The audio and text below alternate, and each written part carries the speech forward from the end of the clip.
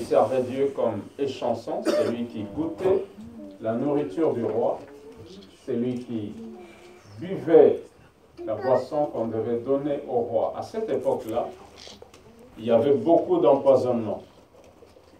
Les coups d'État se faisaient par ces moyens. Il fallait donc une personne pour goûter le repas, pour boire ce que le roi était censé boire. Encore aujourd'hui, dans notre temps, dans des pays où il y a encore la dictature, les présidents de République fonctionnent de cette manière. Saddam Hussein, qui est mort il y a quelques temps, avait tout un laboratoire dans le palais présidentiel. On devait donc passer au crible tous les produits qui étaient achetés en son nom. Par exemple, il avait un produit pour les cheveux qui était acheté en France. Lorsqu'il arrivait en Irak, ça devait passer par le laboratoire pour savoir si ce n'était pas empoisonné. Nous vivons dans un monde, nous vivons sur cette planète, mais nous ne vivons pas tous de la même manière. Les présidents de pays d'Afrique, par exemple, ne peuvent pas entrer dans sa salle de bain et prendre une dentifrice et brosser ses dents sans au préalable que cette boîte ait été vérifiée. Et ces personnes, éventuellement, ne mangent pas n'importe quoi. Les chefs des maisons civiles qui sont censés approvisionner leur maison sont eux-mêmes surveillés par des agents secrets. Ils ont des adresses où ils doivent acheter les camemberts du président et où est-ce qu'ils ne doivent pas s'hasarder à acheter le pain pour le président. Pendant que vous et moi, nous allons à l'école ou encore au travail, rentrons et dormons sans se soucier de où est-ce que ta femme a acheté ces boîtes ou ces cartons de je ne sais quoi. Les présidents africains, dictateurs de surcroît, ne mangent pas n'importe quoi. Donc si vous avez quelqu'un qui doit goûter votre repas, qui doit boire dans votre verre avant de vous le passer, si cet homme vient à vous avec une mine qui n'est pas joyeuse, vous avez des soucis à vous faire. Vous devez lui poser la question, qu'est-ce qui se passe? Est-ce que le verre que tu as bu te crée des problèmes? Parce que quand les chansons goûtaient, on devait l'examiner, le laisser tourner pendant quelques heures pour se rassurer si oui ou non il a été empoisonné. Alors les jours où Néhémie se pointe devant le roi avec un air triste, le roi lui pose la question, qu'est-ce qui se passe? Pourquoi as-tu cette humeur? Le roi ne se souciait pas d'Israël, le roi se souciait de lui-même. Mais au travers de cette question, Néhémie lui répondra que mon pays, la maison de mon Dieu, est dans un état critique. Néhémie chapitre 1. La parole de Néhémie, fils de Hakalia, au mois de Kislev, la 20e année, comme j'étais à Suse dans la capitale, Anani, l'un de mes frères, et quelques hommes arrivèrent de Juda. Je les questionnais au sujet des Juifs réchappés qui étaient restés de la captivité et au sujet de Jérusalem. Il pose la question à ceux qui n'avaient pas été déportés ou ceux qui étaient déportés mais qui sont retournés à Jérusalem. Il pose la question à ce mélange-là. Nous allons voir que lorsque Néhémie pose la question, il est en train de poser la question plus de 100 ans après qu'il y a eu la première vague de gens qui sont retournés en Israël. Continuons. Verset 3, il me répondit, ceux qui sont restés de la captivité sont là dans la province, au comble du malheur et de l'opprobre. Les murailles de Jérusalem sont en ruine et les portes sont consumées par le feu. Lorsque j'entendis ces paroles, je m'assis, je pleurais, je fus plusieurs jours dans la désolation. Je jeûnais, je priais devant Dieu, les dieux des cieux. Nous voyons ici le cœur d'un homme de Dieu, le cœur d'une femme de Dieu. Ce n'est pas du genre, il sait que la maison de Dieu a des soucis et lui dort chez lui tranquillement. Après avoir pris son entrée, son plat de résistance et son petit dessert. La maison de Dieu n'a plus d'électricité. La maison de Dieu n'a plus de chauffage, et j'en passe.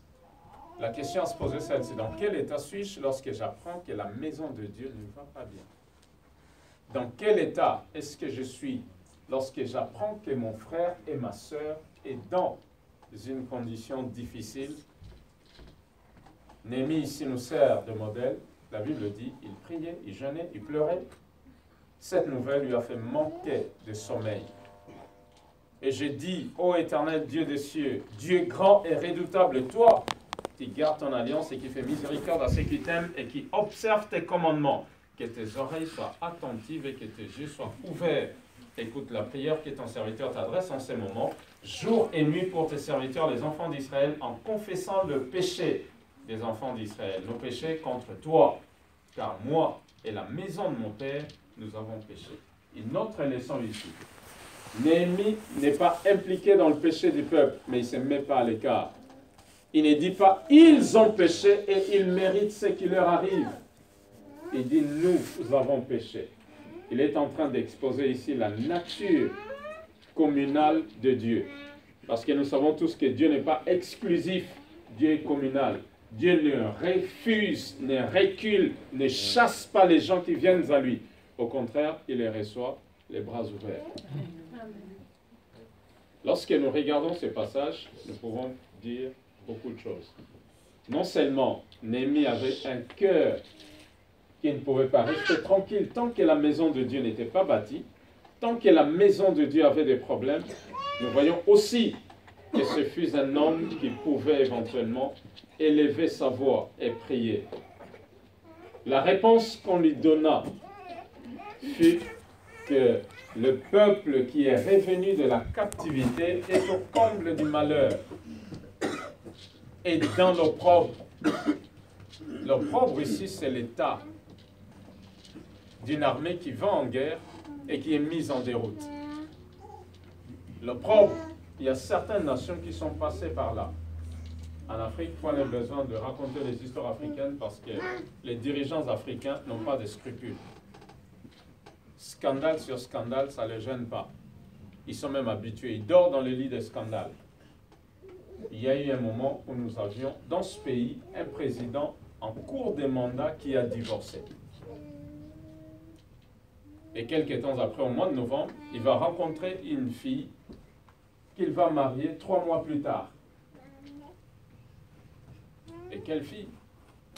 Nous avons des enfants ici. C'était Sarkozy. Après lui, nous pensions que nous avions atteint les Rubicons, c'était sans compter sur Hollande qui allait venir.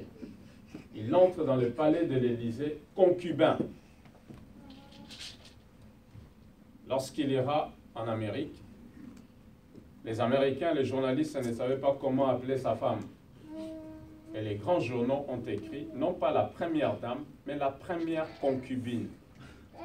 Vous comprenez que ces gens qui nous dirigent forcent même notre réflexion et changent notre langage. Il va casser pendant son mariage, pendant son mandat, et il va être rattrapé la main dans les sacs sur une moto, casque sur la tête. Vous connaissez l'histoire? Oui. Voici ce qu'on appelle le ridicule. Et après lui, nous aurons notre jeune président. Je vous laisse deviner. Vous voulez que je vous raconte les histoires? Vous voulez que je vous raconte des histoires? Amen. Amen. Notre président actuel, je n'ai jamais lu un verset biblique qui dit qu'un homme ne devait pas se marier avec une femme plus âgée. Mais je pense qu'il y a un niveau qu'on ne devait pas atteindre. Je ferme la parenthèse. Amen. Je l'ouvre à nouveau. Je me pose la question, qu'est-ce que voit Emmanuel Macron le matin quand il se lève? Une momie?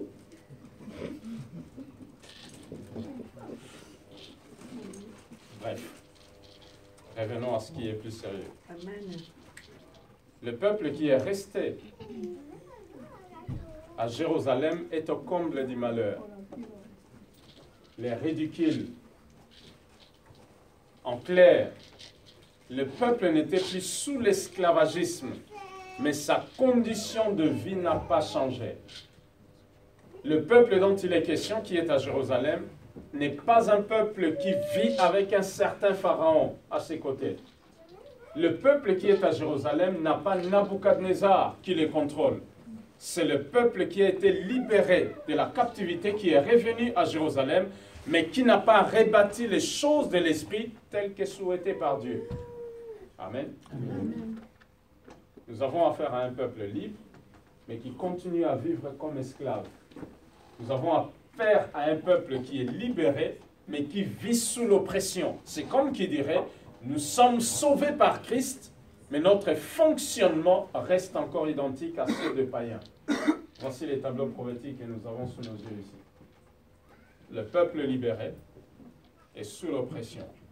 Pour votre information, lorsque Néhémie pose cette question, avant que Néhémie pose cette question, il y a eu cette histoire. Nabuchodonosor est arrivé, il a détruit les pays, il a pris les choses précieuses dans les temples de Dieu et les a amenées dans son pays. Il a pris les jeunes hommes intelligents, beaux, sages, doués, compétents. Parmi eux, il y avait Daniel et ses amis. Il les a amenés dans son pays et il a laissé en Israël que des boiteux, des vieillards, des malades et quelques femmes. Il a pris les gens de son pays païen, il les a amenés en Israël et se sont accouplés avec les femmes juives et ont donné naissance à des hybrides qu'on a appelés les Samaritains. Moitié chrétiens, moitié babyloniens. Et ces gens commençaient à créer du désordre dans les territoires. Dieu a envoyé des lions pour les manger. Ils ont demandé au roi de leur envoyer un sacrificateur pour leur enseigner le Dieu du pays, le Dieu de Moïse. Regardez les niveaux d'hypocrisie. Le roi a envoyé un lévite qui les enseignait la loi de Moïse. Ils mettaient à moitié en pratique la loi de Dieu, mais continuaient à adorer leur Dieu, les idoles. Et ils ont éloigné la colère de Dieu avec les lions. Ils ont simplement ce qu'on appelle dribbler Dieu. Ils ont gardé une vie spirituelle mélangée à une vie charnelle. Lorsque Néhémie pose la question, il s'est déroulé 3 événements. Quand Nabuchodonosor a amené le peuple dans son pays, Jérémie dit qu'il devait passer 70 ans. Et c'est ce qui est arrivé. Lorsque Néhémie pose la question, il s'est écoulé plus de 110 ans. Exactement 119 ans. Dis à ton voisin 119 ans. 119 ans. Lorsque Néhémie va initier ce retour, dirigé par lui-même, 119 ans se sont écoulés. Mais avant que Néhémie ne parte, il y a eu d'abord la première libération. Le prophète Ésaïe avait dit que Dieu suscitera un roi qui s'appellera Cyrus, 100 ans avant que Cyrus ne naisse. Il libérera le peuple et lui donnera les moyens pour retourner rebâtir la nouvelle maison de Dieu, les temples de Dieu. Et c'est ce qui va arriver. Et la première vague qui sortira de Babylone pour retourner à Jérusalem était conduite par Zorobabel.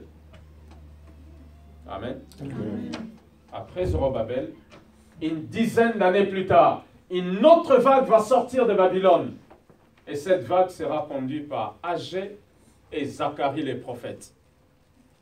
Après cette deuxième vague, une troisième va partir, conduite cette fois-là par Esdras.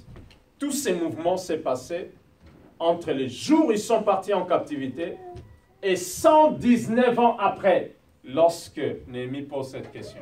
C'est-à-dire le groupe que Néhémie va amener à Jérusalem, c'est le 4e groupe. Tout le monde saisit, tout le monde comprend. Depuis 100 ans, le peuple a tourné en rond. Depuis 100 ans, Nabuchodonosor a eu la même mise sur Israël. Les gens sont sortis et sont partis avec des grands biens, avec un grand financement, mais ils n'ont pas été capables de remettre à l'État la maison de Dieu selon les normes que David avait données à Salomon, son fils. Néhémie se rend compte que ces 3 groupes sont partis, mais les murailles de Jérusalem sont toujours en ruine. ruine. En d'autres termes, plusieurs mouvements, plusieurs initiatives. Nous pouvons aussi dire plusieurs séminaires dans l'Église.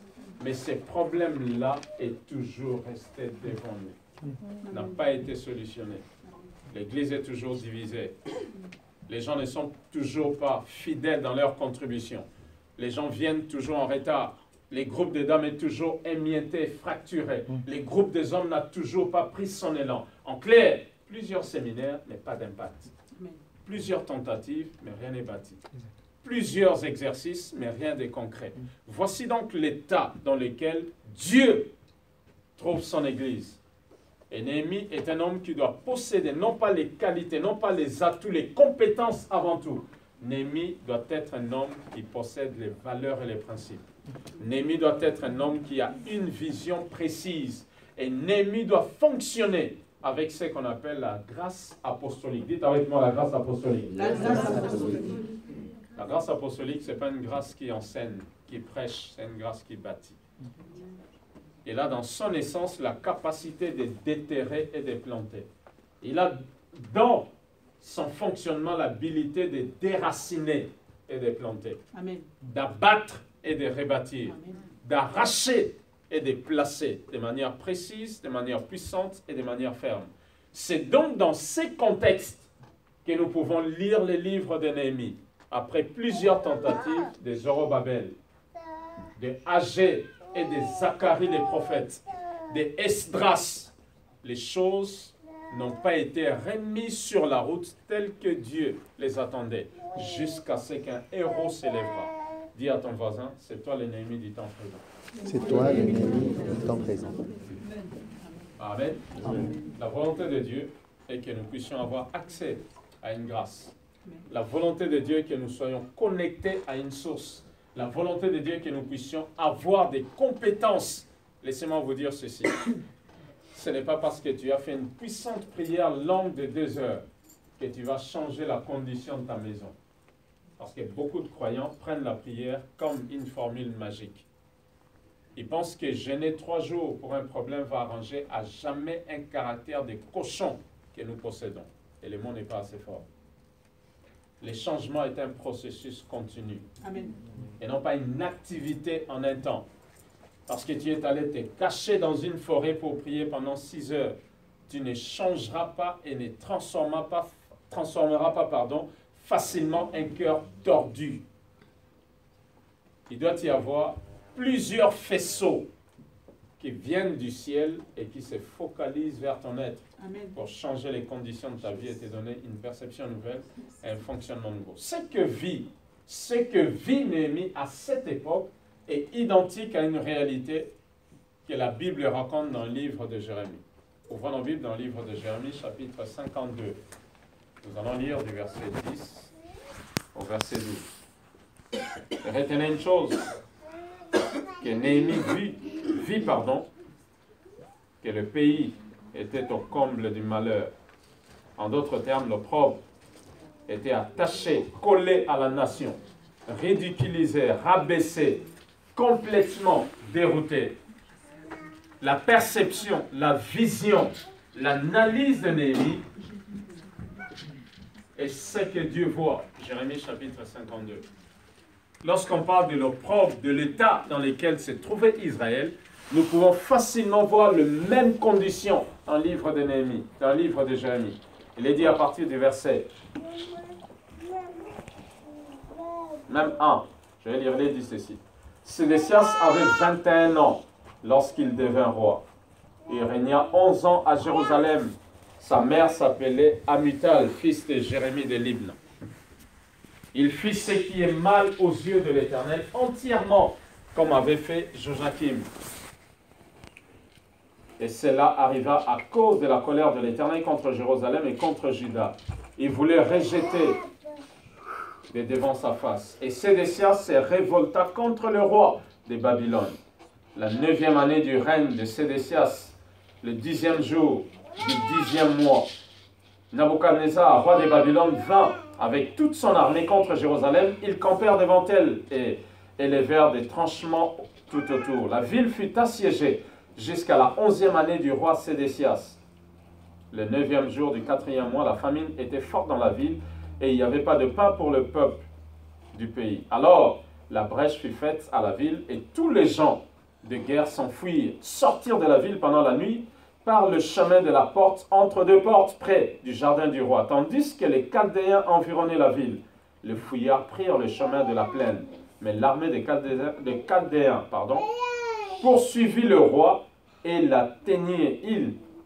atteignirent Sédécias dans la plaine. Vous voyez le niveau du ridicule? C'est ce qu'on appelle opprobre. C'est-à-dire le roi qui représente le dernier rempart est en train de prendre fuite. Quel sera le sort du peuple? On nous raconte l'histoire de la Deuxième Guerre mondiale lorsque la reine mère en Angleterre avait refusé de quitter le palais royal. On lui a proposé par les gens de sécurité d'aller se mettre dans un bunker. Elle a dit non. Elle a dit dans des moments difficiles, le chef a besoin d'être au milieu de son peuple. Amen. C'est la mentalité d'un leader. Lorsqu'on met la main sur la tête, c'est fini. Vous êtes parti. Plus rien. Avant-hier, Al-Qaïda faisait trembler le monde entier. Aujourd'hui, tous les aéroports du monde sont configurés d'une manière depuis le 11 septembre. Et pendant longtemps, Al-Qaïda faisait trembler les gens. Pour ceux qui voyagent beaucoup, c'était devenu une psychose. Quand on voyait une personne barbue pendant la nuit entrer aux toilettes sans sortir, vous regardez de temps en temps pour savoir qu'est-ce qu'il est en train de faire dedans. J'ai vu des gens dans l'avion qui mettent leur tapis, des fois sans tapis, qui commencent à prier. Tu te poses la question s'il n'est pas en train de vous amener avec lui. Pourquoi il prie longtemps comme ça? Est-ce qu'il veut faire sauter l'avion? Les mentalités des gens étaient configurées. D'autres, quand l'avion pique vers l'est, c'est alors qu'ils sont appelés à faire leur prière. Mais depuis qu'on a mis la main sur Osama Ben Laden, tout son mouvement s'est affaissé. Même Boko Haram a plus d'onction aujourd'hui qu'Al-Qaïda. Lorsqu'on met la main sur la tête, c'est parti. Raison pour laquelle vous ne devez jamais permettre à une personne de porter sa main sur la direction donnée par votre leader. Celui qui met sa main sur le leader ou qui donne un coup de tête à la zidane à votre leader est en train de compromettre tous les mouvements et de tuer la chose de Dieu dans l'œuf. Amen. Amen. Il est dit ici, on poursuivit Sédécias et on mit la main sur lui. Regardez la suite. 9. Ils saisirent le roi et les firent monter vers le roi de Babylone à Ribla, dans le pays de Hamath. Il prononça contre lui une sentence. Le roi de Babylone fit égorger les fils. Lisons tous ensemble. Verset 10. Le roi de Babylone fit égorger le fils de Sédécias. En sa présence. Non, c'est bon. C'est bon, merci. Lorsque l'ennemi cherche à anéantir, la première stratégie, il vient d'abord assiéger. Assiéger veut dire tu es attaqué de devant, de derrière, de la droite et de la gauche. Tu n'as plus d'opportunité. C'est comme le serpent. Il est en train de t'asphyxier, te broyer complètement. C'est ce que veut dire le mot assiéger. C'est différent d'une guerre normale où tu es attaqué par devant. Lorsqu'on mit la main sur le roi, on l'amena dans le pays de Nabuchodonosor. La première des choses que le diable va faire, il va tuer les enfants. Voici pourquoi la Bible dit, les enfants sont une gloire pour un homme. En ce moment-là, nous devons comprendre que la jeunesse dans une église est le premier groupe ciblé par le diable. Et toutes les grandes personnes doivent comprendre que l'une des choses qui se passent dans les églises, par lesquelles le diable passe, c'est de créer des fossés entre les grands et les jeunes. Il y a des grands qui viennent à l'église qui ne se donnent pas la peine de serrer la main des jeunes, même de leur adresser une parole. Si cette chose existe dans cette église, cassez cela. Quand le culte est fini, ne vous mettez pas dans votre groupe des dames, des hommes dans le coin, laissant vos jeunes. Allez vers eux, parlez avec eux, criez, discutez, cherchez à savoir comment ils vont. Comment vont les études? Prenez une seconde, 2 secondes, 1 minute, 3 minutes. Faites en sorte que la maison soit fusionnée et non pas composée de petits groupuscules. La première des choses, lorsqu'on l'amena, on égorgea ses enfants devant lui. Et dans cette maison, nous devons empêcher que l'ennemi égorge nos enfants. Amen. Comment? En mettant en place un programme.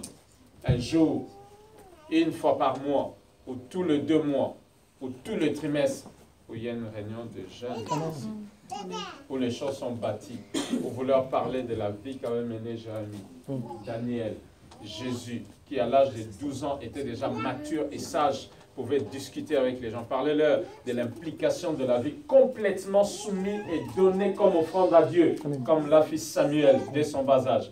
Trouvez des mots, des phrases, parlez avec eux. Créez un environnement où vous pouvez les prendre et les amener dans un restaurant, discuter, papoter, parler. Toutes les réunions de jeunes ne doivent pas seulement tourner autour de la Bible. Sinon, vous les comprimez dans une mode religieuse. Soyez créatifs. Permettez une sortie sous la couverture d'une grande personne. Allez jouer au badminton ou je ne sais pas moi, foot de salle ou quelque chose du genre. Mais faites quelque chose pour la jeunesse. Empêchez que l'ennemi ait les yeux sûrs. Comprenez une chose.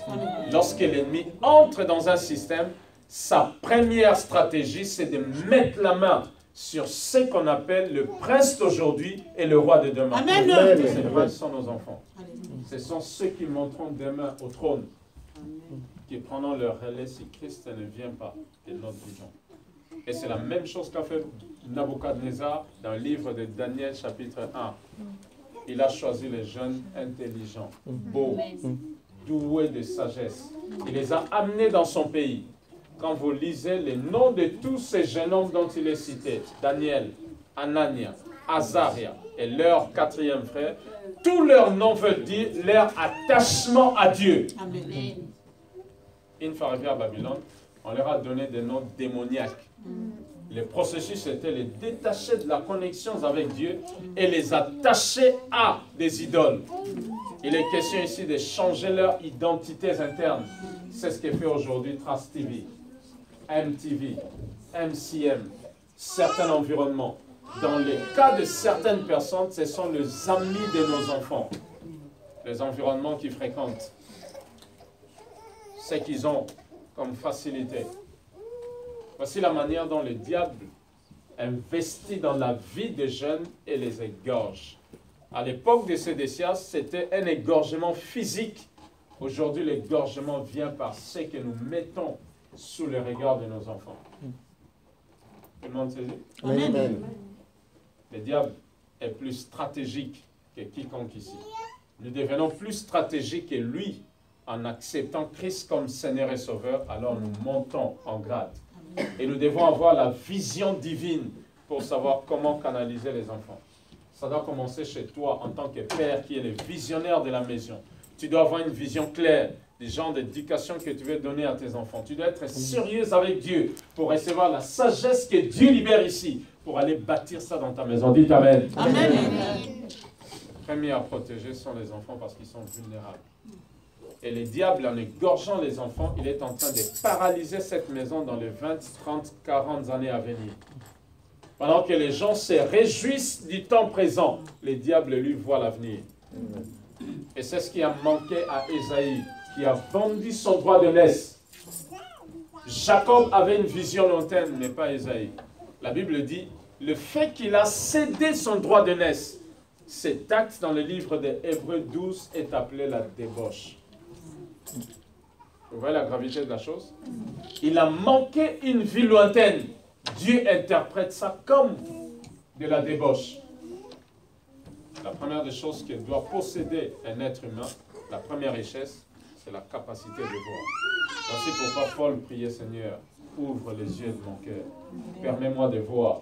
Empêche que je sois aveugle. Ouvre mon œil Permets-moi de percevoir, permets-moi de saisir, permets-moi de comprendre. Pourquoi est-ce que le diable s'attaque aux enfants?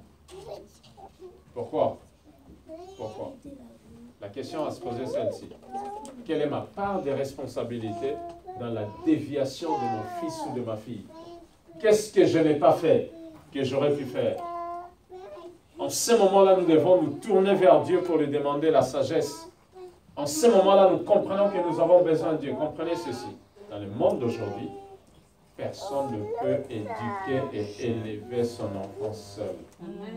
C'est impossible. Tu as besoin de ton pasteur, tu as besoin de Dieu, tu as besoin de moi tout comme j'ai besoin de toi.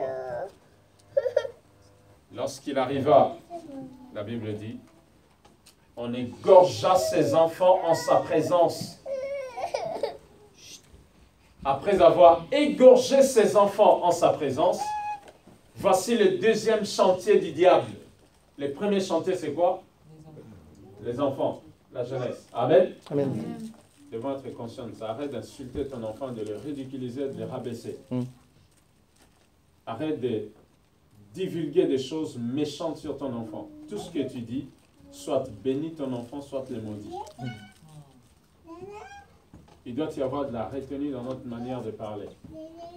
Il doit y avoir de la retenue. Ça, c'était le premier chantier. En clair, la vision de Dieu pour cette maison consiste à développer la vie des grandes personnes qui sont ici.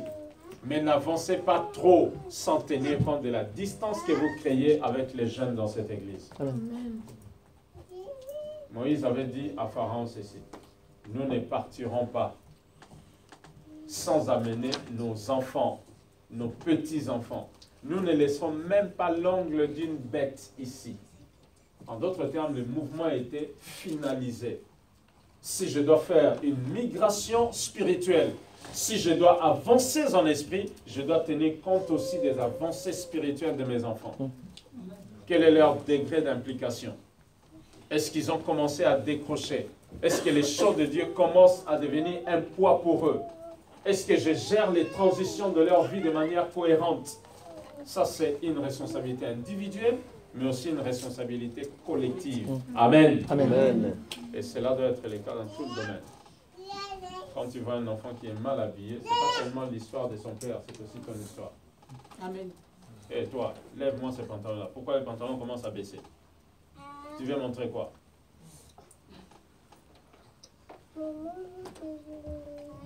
Amen. Amen. C'est comment on doit fonctionner.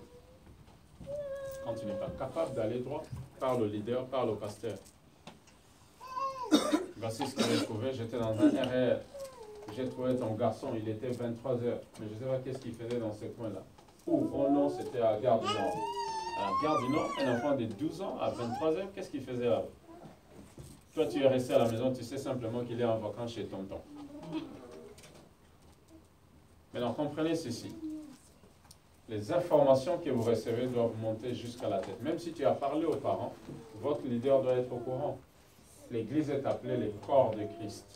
Et dans le système corporel, il y a des nerfs. Et les nerfs ont pour, certains nerfs ont pour fonction de ramener l'information ici. Quand votre pied se pose sur un clou, il y a des nerfs qui amènent l'information au cerveau, la tête. C'est le niveau le plus élevé du système humain.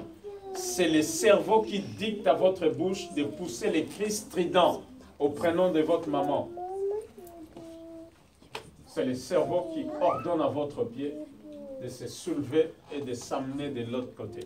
Ça se passe à une vitesse que vous ne pouvez pas maîtriser. En clair, je vais simplement dire, tout ce qui peut arriver qui a trait à la vie de l'Église, vous devez être sûr que l'information est montée jusqu'à la tête. Même si vous avez réglé l'affaire, votre tête doit être informée. Tout le monde comprend? Amen. Amen. C'est pareil à la maison. Les femmes qui éduquent leurs enfants en les protégeant ou en faisant de la rétention d'informations pour ne pas informer les papas, n'auront qu'à quoi? À se prendre à eux-mêmes les jours où les dégâts vont arriver. C'est là où vous entendez l'homme dire, toi et ta fille, toi et ton fils. Pourquoi? Parce que tu as tellement retenu l'information, tu croyais être capable de tout gérer, régler par toi-même. Un fardeau porté à deux est moins lourd que porté tout seul. Amen. Amen. Et vous savez, tout comme moi, que les enfants sont des fois malins. Ils savent que si je demande ça à papa, il ne donnera pas, il passe chez maman. Il sait que si je demande ça à maman, elle ne donnera pas, je passe chez papa. Au fait, en d'autres termes, il est en train de vous cloisonner.